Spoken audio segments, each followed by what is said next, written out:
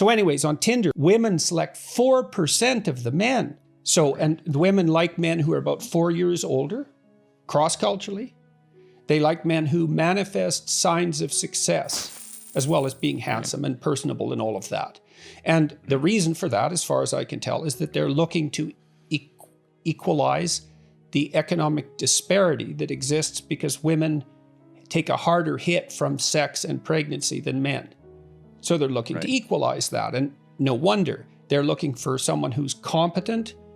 This is for long-term mating, who's competent and generous, right? You want both of those. So competence would be intelligence, general cognitive ability, and the markers that go along with that. They want conscientiousness or openness, as well as other desirable personality traits.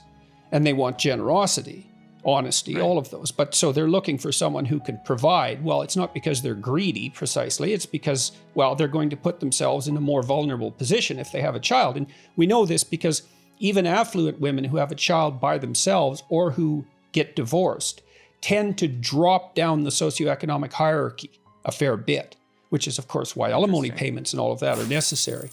So this hypergamy means women are much more selective in their mating than men are, and that's true cross-culturally. And it's not surprising because they pay a bigger price for sex. It's more dangerous for women because they can get pregnant, and it might be more dangerous emotionally as well. And I believe that would be a reflection of their higher levels of agreeableness and higher levels of negative emotionality. So women do put themselves at risk more. You know, the thing is, women also underestimate the degree to which men are terrified by women.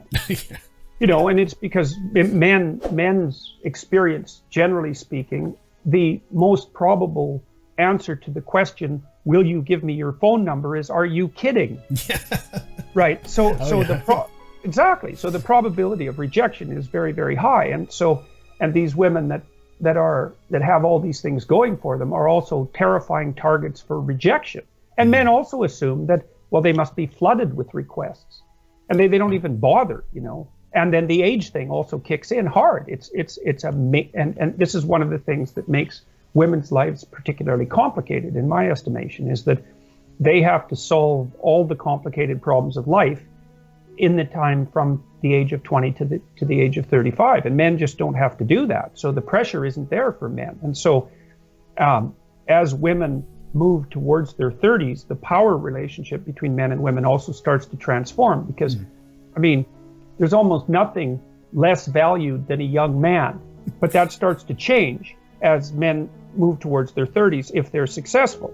Whereas there's almost nothing more valued than a young woman, but that changes as women move towards their 30s. So these are biological facts that make the mating situation, let's say, extraordinarily complicated and also quite tragic and even catastrophic. But there's no easy solution on the horizon. It's not like anybody knows what to do about it. I saw this really kind of amusing study. It was in PNAS of this idea of sexy selfies and in which countries are women most likely to post sort of sexually provocative images of themselves on the internet and on social media.